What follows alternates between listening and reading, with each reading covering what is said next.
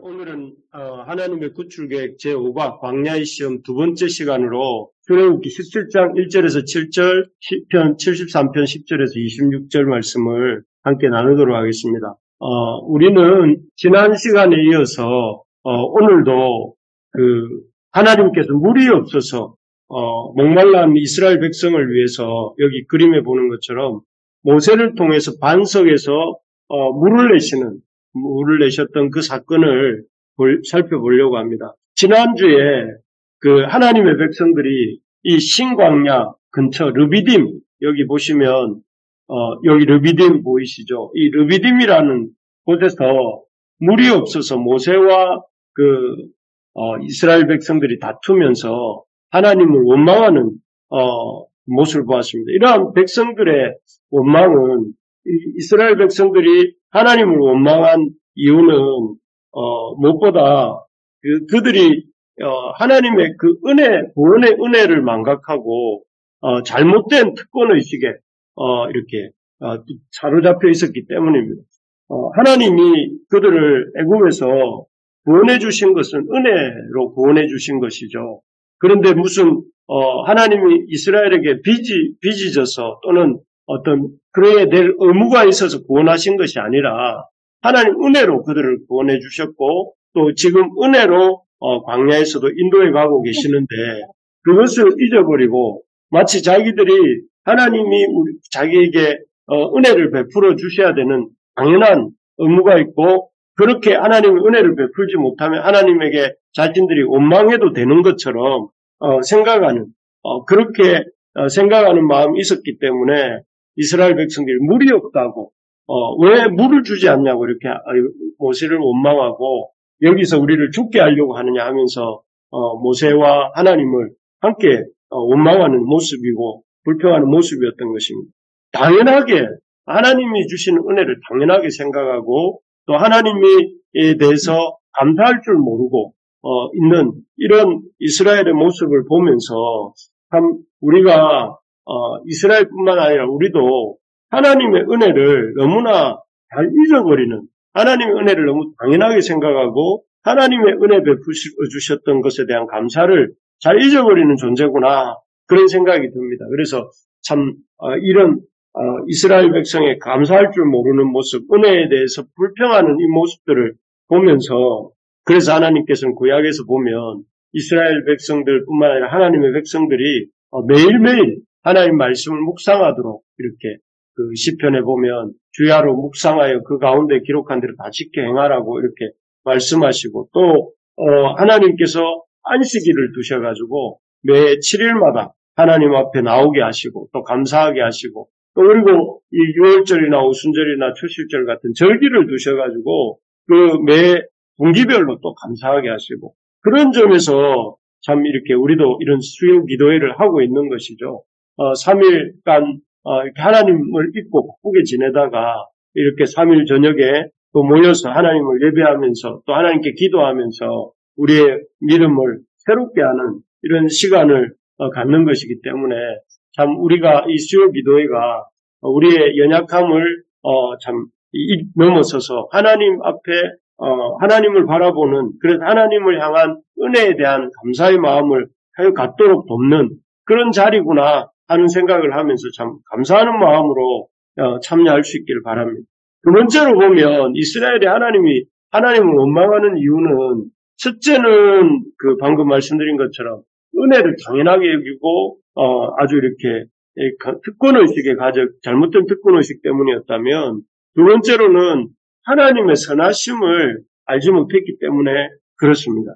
우리가 조금 전에 읽은 것처럼 하나님께서는 물이 없다고 불평하는 이스라엘 백성들에게 조금 있으면 얼마 있지 않아서 반석에서 물을 내셔서 모세를 통해서 반석에서 물을 내셔서 이스라엘 백성의 목마름을 깨끗하게 해결해 주십니다. 그래서 그리고 그 사건을 통해서 이 하나님의 구원의 비밀을 이스라엘 백성에게 아주 풍성하게 가르쳐 주실 예정이었습니다. 그런데 이것을 이렇게 이스라엘 백성들은 모르고 하나님의 선하심을 그 선하신 계획이 그 속에 있음을 모르고 있었기 때문에 하나님께 원망을 한 것이죠. 그렇습니다. 하나님은 이렇게 이스라엘 백성을 애굽에서 이렇게 구원해내신 목적이 무엇입니까? 광야에서 다 죽이시려고 내신 것입니까?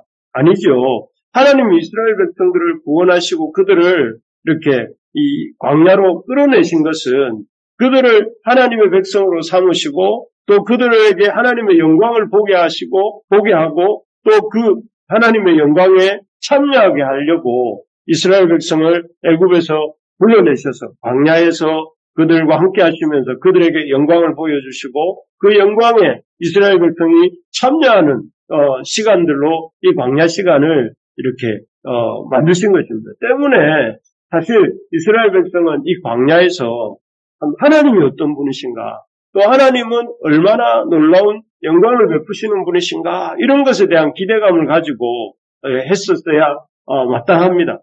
하지만 그걸 몰랐던 것이죠. 그래서 우리도 이 이스라엘 백성의 전철을 되밟지 않으려면 어려움이 좀 우리가 살아가는 이 인생 광야에서 어려움이 잠깐 닥치기도 하고 또 그 순간의 느낌은 하나님 우리를 버리시는 거 아닌가, 하나님 우리와 함께 하시는 거 맞나, 이런 생각이 들더라도 그분의 선하심을 광야에서 이스라엘을 이끄실 때 가지셨던 그 선하신 하나님의 성품을 생각하며 찬양하고 감사하는 일들을 해야 되는 것이죠.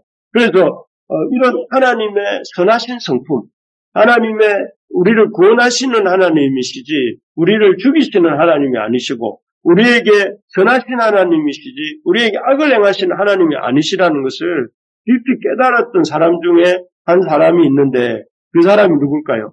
그 사람이 바로 시편 73편에 아까 읽었던 시편 73편의 저자입니다.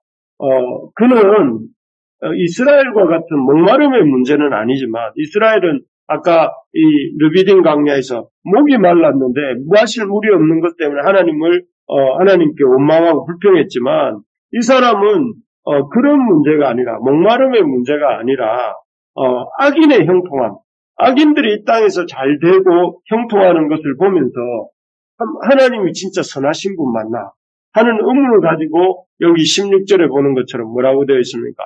내가 어쩌면 이를 알까 하여 어쩌면 이를 알까 이 무슨 말인가 하면은 악인들이 도대체 이 땅에서 형통하고 편안하게 살다가 편안하게 죽고 또 그 부가 대물림되어서 또 악이 계속 지속되는 이런 것들을 보면서 반면에 그렇지 못한 하나님 백성들은 고생하고 심히 고생하다가 또 죽고 이러는 모습들을 볼 때 도대체 악인이 잘 되고 악인이 더 형통하는 것이 왜일까 하는 생각에 마음이 심한 고통이 되었다 이렇게 하고 있습니다. 사실 우리도 길지 않은 인생을 살아봤지만 보니까 이런 마음이 들 때가 많습니다. 악인들이 잘 먹고 잘 살아요. 그리고 또 이 악인들이 권세를 부립니다. 악인들이 참 죽을 때도 편안하게 죽고 그 후손들도 대대로 떵떵거리며 삽니다. 반면에 하나님의 말씀을 따라서 하나님의 방법대로 사는 이들은 힘든 사람들도 많습니다. 하나님 말씀대로 사는데도 힘들고 또 아프고 또 그리고 계속해서 어려움도 겪고 그렇습니다. 그래서 그런 모습들을 우리가 우리 주변에서 볼 때에 참 저 사람을 하나님 잘 믿는데 왜 저렇게 힘이 드는가? 또 저 사람 하나님 안 믿는데도 저렇게 잘 사네? 이런 생각을 그런 사람들을 볼 때에 참 의롭고 선하신 하나님이 정말 이 세상을 통치하는 거 맞나? 하나님이 또 의롭고 선하신 하나님이 통치한다면 악인들은 띠깍띠깍 벌을 받고 또 의인들은 하나님이 이렇게 축복해 주셔서 잘 되고 번성해야 되는 거 아닌가? 이런 생각이 듭니다. 들 때가 있습니다. 그렇지 않습니까, 여러분? 그런 생각 해보신 적 있으시죠? 네. 그런데, 그런 적 있으실 거예요. 그래서 우리가 방금 느낀다고 생각했던 그런 느낌이 이 시인에게 있었던, 그래서 이 시인이 심한 고통이 되었다. 아마 시편 73편을 쓴 시인은 적게 잡아도 지금으로부터 2,3천 년 전에 이렇게 사람인데 그 시대에도 이렇게 악인이 형통하고 의인이 고난받는 현실이 있었던 것이죠. 그래서 그런 심한 고통이 되었는데 이 시인의 이 답답함이 이 고통처럼 느껴지는 이 답답함이 확 풀리는 경험을 하게 되는데 그때가 언제였을까요? 그때가 바로 여기 보면 17절, 우리 17절 같이 한번 읽어봅시다. 17절 시작. 하나님의 성소로 들어갈 때야 그들의 종말을 내가 깨달았나이다.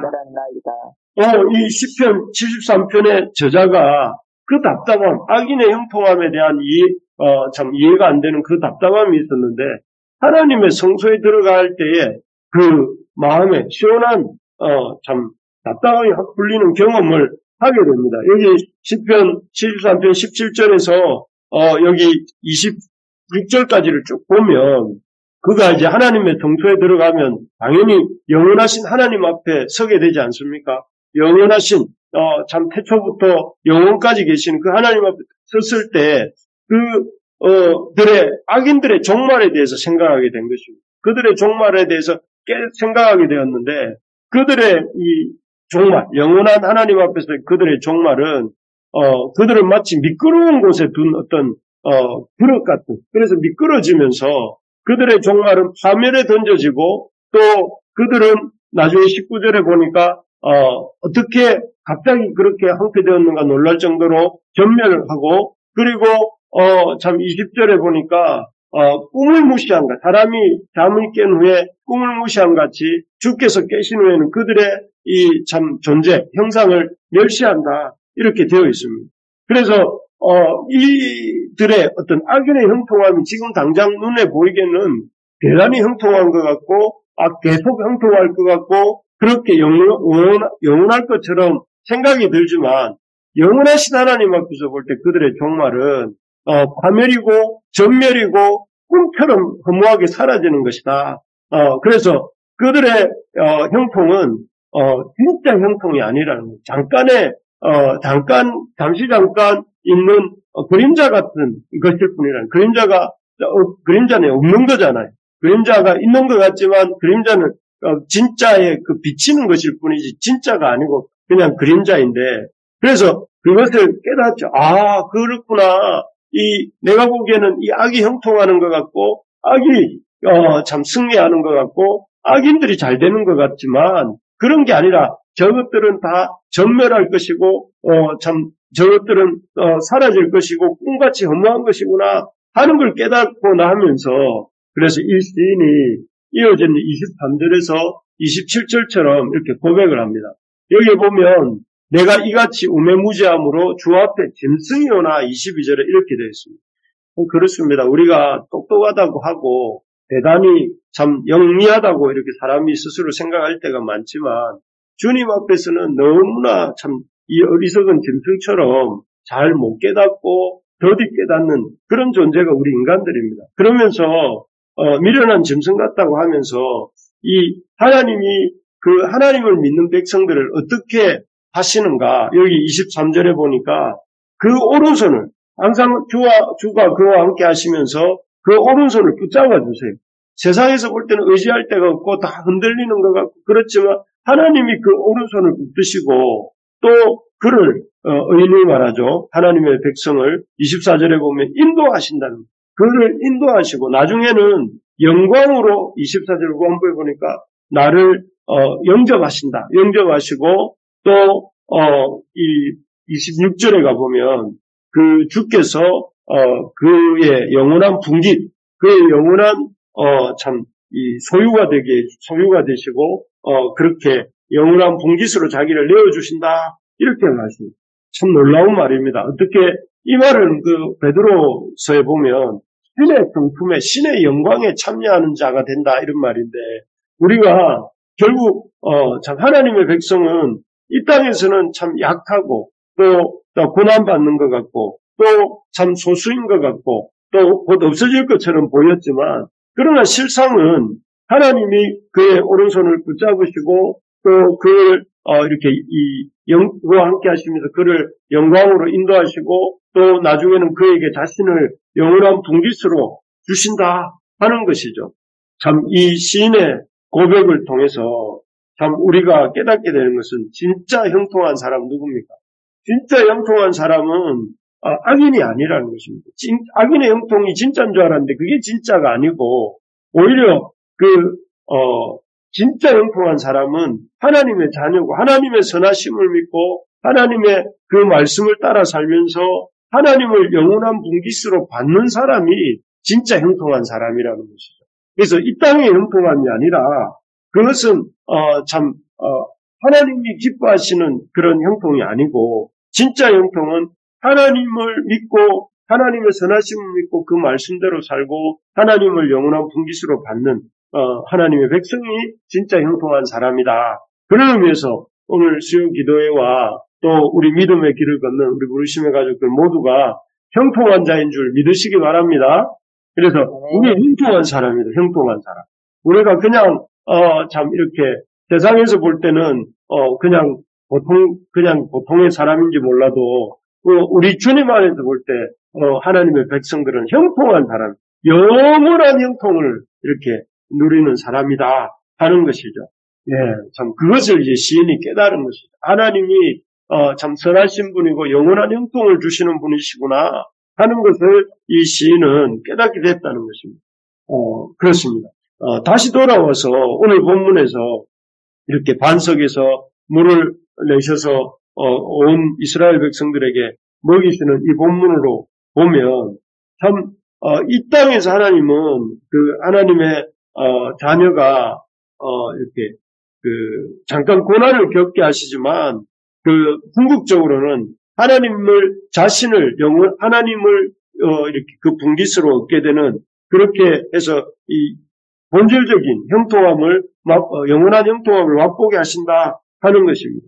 그리고 또 동시에 그 증거로서 보여주신 사건이 바로 무엇이냐면은 이 반석에서 이렇게 물이 나게 하신 사건인데 이 사건은 어떤 의미가 있느냐면 이 반석에서 물이 나와서 목말랐던 이스라엘 백성들에게 이렇게 마시우게 하신 이 사건의 의미를 좀 알려면 이 말씀을 이 반석이 무엇인가 하는 것을 알 필요가 있습니다. 이걸 통해서 하나님 우리에게 교훈을 주시는 것인데요. 우리 고린도전서 10장 4절을 여기 다 같은 그 부분을 우리 같이 한번 읽어보겠습니다. 다 같은 신령한 음료를 마셨으니 이는 그들을 따르는 신령한 반석으로부터 마셨음에 그 반석은 곧 그리스도시라. 예, 여기 이 그림에 나오는 이 반석이 뭐냐면 그리스도라는 것입니다. 이게 어떻게 그리스도일까요? 이게 어떻게 여기 이 반석을 이렇게 모세가 지팡이로 치니까 그 반석에서 물이 나왔고 그 물로 인하여서 목말라 죽을 지경이었던 그 이스라엘 백성들 모든 사람이 먹고 마시고 구원을 얻었지 않습니까? 그런 것처럼 여기 이 십자가를 한번 보시면 이 십자가가 참 예수님이 그 반석이 모세의 지팡이에 힘을 받아서 그 반석으로부터 물이 나온 것처럼 그래서 이스라엘 백성들이 그 반석에서 나온 물을 먹고 마심으로 목마름의 해결함을 얻은 것처럼 지금 여기 예수님이 그 십자가에 달리셔서 그 반석이신 예수 그리스도가 십자가에 달리시고 그 십자가에 달리셔서 마지막에 로마 군병의 창에 찔려서 피와 물을 쏟으시고 돌아가시잖아요. 그리고 그 피와 물을 쏟으시고 돌아가신 그 주님이 우리의 대속제물이 되셔서 우리의 죄가 속해지고 이 십자가에 달리신 예수님을 보고 나의 구주, 나의 주님으로 믿는 자마다 구원함을 얻고 영생을 얻게 되는 것. 그것을 가르쳐주는 사건이 반석에서 물을 내신 사건이다 하는 것입니다. 그래서 이스라엘 백성들에게 하나님이 그들의 목마름을 해결해 주실 뿐만 아니라 장차 하나님이 이루실 그 구원의 놀라운 사건, 예수 그리스도를 통한 구원의 사건을 사실 우리는 예수님의 십자가를 통해서 믿었지만 그 이스라엘 백성들 반석에서 물을 내준 사건을 통해서 이렇게 보았던 것이죠. 그렇습니다. 그래서 우리가 참 하나님의 때로는 우리에게 목마름을 주시는 그 사건들이 인생에서 우리가 목마름 문제가 막 생길 때가 있는데 그때에 우리가 하나님 왜 우리와 함께 계시지 않나? 왜 우리를 목마르게 하시는가? 하면서 불평하고 원망할 것이 아니라 우리가 기억해야 될 것은 하나님이 참 더 좋은 것을 주시기 위해서, 우리를 구원하시기 위해서 우리를 이렇게 이 죄로부터 구원하셨다는 사실을 기억하고, 동시에 우리가 머지않은 시점에 하나님의 놀라운 구원을 경험하게 될 것을 기대하면서 우리가 이런 참 인생의 어려움들이 나타날 때에 그 어려움으로 인해서 오히려 하나님을 기대하고 하나님에게 불평 원망하기보다 하나님을 기대하고 하나님을 기뻐하고 하나님을 감사하면서 살아가는 그런 하나님의 사람들이 될 수 있기를 간절히 소망합니다. 우리 부르심의 가족 여러분, 지금 어떤 어려움 가운데 있습니까? 그 어려움을 통해서 나타내실 하나님의 그 놀라운 성품, 하나님의 놀라운 구원을 우리가 기대합시다. 그래서 그 어려움을 통해서 우리가 하나님의 선하신 그 성품을 더욱더 알아가고 또 그 성품을 이렇게 알아감으로 우리의 믿음이 자라가는 그런 은혜가 있기를 소망합니다. 특별히 구하는 것은 참 이런 선하신 하나님을 우리가 좀 널리 전할 수 있었으면 좋겠습니다.